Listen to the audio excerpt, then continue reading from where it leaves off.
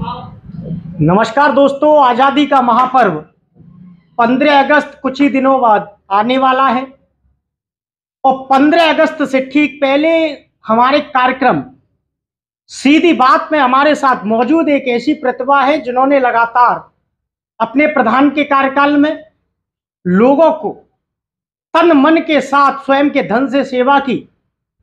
जनता ने प्यार दिया तो ब्लॉक प्रमुख की कुर्सी हासिल की और आज जनता के बीच जन जन के प्रिय रविंद्र उर्फ राजू प्रधान जी धनौली वाले ब्लॉक प्रमुख अकोला प्रधान आज हमारे बीच में मौजूद है। इनके बारे में विकास की पटकथा कही जाती है और लोग इन्हें अपने क्षेत्र का भागीरथ मानते हैं, क्योंकि कहा जाता है कि जहां से पानी नहीं निकलता था वहां पर ब्लॉक प्रमुख राजू प्रधान जी ने पानी निकलवाने की कोशिश भी की। किन योजनाओं को लेकर पब्लिक के बीच में रहते हैं, आखिरकार जन सहयोग की प्रेरणा राजू प्रधान जी को कहां से मिलती है, विस्तार से चर्चा करेंगे अपने कार्यक्रम सीधी बात में। प्रमुख जी, सबसे पहले चैनल पर आपका हार्दिक अभिनंदन, स्वागत है। प्रमुख जी, विकास की पटकथा आपके प्रधान के कार्यकाल से लगातार चलती आ रही है। प्रधान के बाद ब्लॉक प्रमुख की कुर्सी भविष्य की राजनीतिक योजना के तहत चल रहा है या जन सेवा के तहत? मेरा उद्देश्य जनसेवा का ही रहा है। मैंने अपने जीवन में जनसेवा को ही प्राथमिकता दी है। बाकी ये जनता जनार्दन का प्रेम और प्यार है, वो जहाँ जिस रूप में देखना चाहती है और वो जनता के प्यार के द्वारा आज मैं यहाँ आपके सामने जो ब्लॉक प्रमुख के पद पर बैठा हूँ, ये जनता का ही असीम प्रेम और प्यार है और मैं अपनी जनता जनार्दन का बहुत बहुत आभार प्रकट करता हूं, उन्हें वंदन अभिनंदन और स्वागत करता हूं। प्रमुख जी, धनौली ग्राम पंचायत उत्तर प्रदेश की दूसरी सबसे बड़ी ग्राम पंचायत मानी जाती है, जिसमें लगातार सर्वधर्म समभाव की बात है। लगभग कहा जाए तो सर्व वर्ग उसमें मिल जाता है। एक मिनी उत्तर प्रदेश को संभालना कैसे पॉसिबल हुआ? अगर आप जिस पद या जिस प्रतिष्ठित जिम्मेदारी पर आप हैं और अगर आप समान दृष्टि से सबको देखेंगे, न्याय करेंगे, सबकी भावनाओं का सम्मान करेंगे, तो निश्चित रूप से आप उस पद के हकदार हैं। और इसी का कारण है कि आज तक ग्राम पंचायत धनौली में कहीं भी कोई जाति दंगा, कोई सांप्रदायिक दंगा आज तक नहीं हुआ। एक 3110 यानी SC ST का भी कोई मुकदमा किसी के पास आज तक इस ग्राम पंचायत में किसी पर लगा नहीं है। SC ST का मुकदमा नहीं लगा, आपका प्रयास सफल रहा। लेकिन धनौली वासी आज नरक की जिंदगी भोग रहे हैं। आप कैबिनेट मंत्री बेबी रानी मौर्य जी के करीबी माने जाते हैं। बसपा का कार्यकाल रहा, सपा का रहा, भाजपा के 6 वर्ष पूरे हुए। आज से पहले जितने भी जनप्रतिनिधि हमारे क्षेत्र से रहे, उन्होंने धनौली की, वो बसपा की सरकार रही हो चाहे वो समाजवादी पार्टी की सरकार रही हो, उन सरकारों के द्वारा धनौली को उपेक्षित रखा गया। जबकि दलित बाहुल्य होने के बावजूद भी धनौली में बसपा सरकार के द्वारा कभी भी कोई विकास कार्य नहीं किए गए, विकास से उपेक्षित रखा गया। और आज जब से भाजपा सरकार बनी है और आदरणीय बड़ी बहन बेबी रानी मौर्य जी यहाँ से प्रतिनिधित्व कर रही है क्षेत्र का, उनके द्वारा सोहल्ला से लेकर के और जगने रोड तक नाले का निर्माण नगला उदा होते हुए, और हमारा जगने रोड का जो नाला है मलपुरा तक जो आता है, उसमें जो शेष कार्य रह गया था उसके लिए माननीय बहन जी के द्वारा धन स्वीकृत कराया गया, जिसका कार्य प्रगति पर है और आपके सामने है। आज की डेट में बहन जी के द्वारा विभिन्न योजनाओं के द्वारा धनौली में मैं समझता हूँ सारी योजनाओं का लाभ धनौली में है। चाहे वो कुपोषित बच्चों के बाल पुष्टाहार का मामला हो, आंगनबाड़ी से संबंधित हो, चाहे वो सीसी से संबंधित हो, चाहे जल निकासी से संबंधित हो, बहन जी का असीम प्यार आज धनौली पर है। 38 ग्राम पंचायत टोटल आपके प्रमुख क्षेत्र में आती है। जनता आपको भागीरथ कह रही है। एक भागीरथ गंगा लाए थे, आपने घर घर पानी पहुंचाने का काम किया है।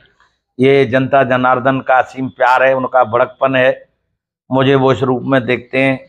मैं उपाधि के लिए कार्य नहीं करता हूं, मेरा काम जनता के लिए जनता के बीच में रह करके उनकी जो मूलभूत समस्याएं, और मैं ये हमेशा प्रयास करता हूं कि जो भी आवश्यकताएं जरूरत के हिसाब से पहले प्राथमिकता के आधार पर उन कार्यों को पूर्ण कराया जाए ताकि जनता को जो उसका लाभ मिल सके। प्रमुख जी, चूंकि चुनाव होनी है, 2024 में लोकसभा है और लोकसभा से पहले राजस्थान, छत्तीसगढ़, मध्य प्रदेश के साथ अन्य प्रांतों में चुनाव है, लेकिन भारत इस समय हिंसा की आग में सुलग रहा है, हिंदू मुस्लिम की राजनीति में तप रहा है। ये सब विपक्ष की एक सोची समझी रणनीति है। भारतीय जनता पार्टी की सरकार, चाहे वो केंद्र में हो, प्रदेश में हो, हमारी सरकारों को बदनाम करने की विपक्ष की साजिश है, जिसे जनता जनार्दन कभी भी कामयाब नहीं होने देगी।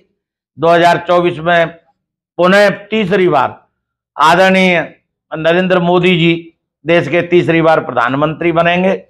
मुझे ऐसी आशा ही नहीं अपितु पूर्ण विश्वास है कि जनता जनार्दन का प्यार, देश की जनता, आज हमारा जो है देश का झंडा बुलंद है, विदेशों में बड़ी सम्मान की दृष्टि से आज भारत को देखा जा रहा है। तो मैं तो यही कहूंगा कि चाहे कितने भी प्रोपेगेंडा कर ले विपक्ष, लेकिन 2024 में फिर से तीसरी बार यशस्वी प्रधानमंत्री आदरणीय नरेंद्र मोदी जी जो है तीसरी बार प्रधानमंत्री। बेंगलोर में गठबंधन हुआ है, गठबंधन का नाम इंडिया रखा है।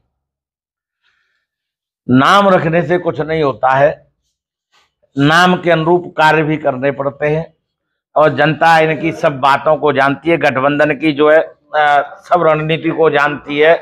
ये भानुमति का कुनबा है, सबकी आपस में विचार नहीं मिलेंगे। अभी गठबंधन को आने दो, समय आएगा 2024 तक, तब तक इसमें से बहुत से दल जो है और गठबंधन छोड़ के भाग जाएगा। राहुल गांधी की संसद में वापसी हुई है, तो कहीं ना कहीं मोदी जी के लिए कहा जाए तो राह में रोड़ा।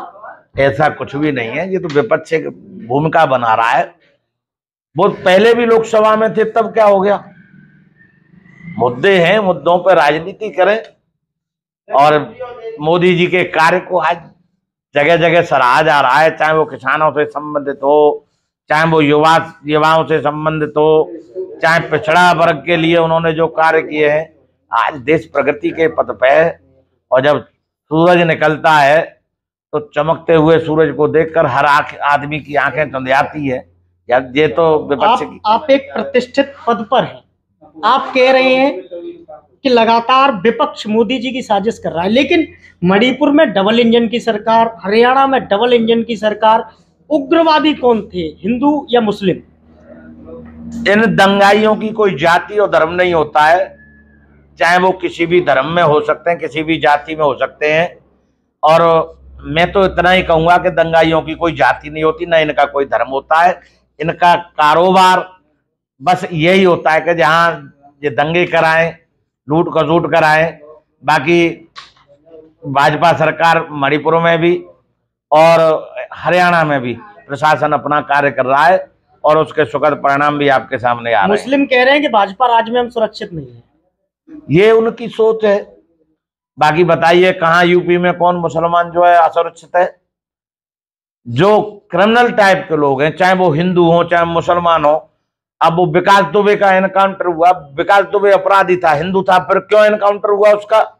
आप देखिए, जितने एनकाउंटर हुए हैं यूपी में, वो जाति या धर्म देखकर किसी का एनकाउंटर नहीं हुआ है। जिनका आपराधिक इतिहास है और जो जैसे कर्म करेगा उसके हिसाब से उसका एनकाउंटर और अपराधीकरण होता है, और सरकार में होता है। जनवरी में राम मंदिर बनने जा रहा है, भव्य मंदिर का उद्घाटन होने जा रहा है, हिंदुओं के लिए उद्घोष की बात है। बड़े गर्व का विषय है, और समस्त भारतवर्ष के लिए इससे गौरवमय समय हो भी नहीं सकता कि हमारे आदर्श, हमारे मर्यादा पुरुषोत्तम राम जी का मंदिर बनकर तैयार हो रहा है, और उसका जनवरी में लगभग उद्घाटन है। प्रमुख जी, आखिरी सवाल, आप लगातार विकास की बात करते हैं, धनौली के विकास की बात में अब तक कुल कितने काम हुए और किन किन गांवों में आगे की क्या योजनाएं आपकी रहेंगी? अकोला ब्लॉक में 38 पंचायतें हैं। मेरे लिए धनौली नहीं, मेरे लिए 38 पंचायत सर्वोपर है, चाहे वो कोई छोटी पंचायत हो या बड़ी पंचायत हो। मैं विकास की दृष्टि से सबको समान रूप में देखता हूं। जिसकी जितनी आबादी है उस हिसाब से हमारे यहाँ लगभग 20 से ज्यादा जो है ग्राम पंचायतों में हमने शमशान घाटों का निर्माण कराया है।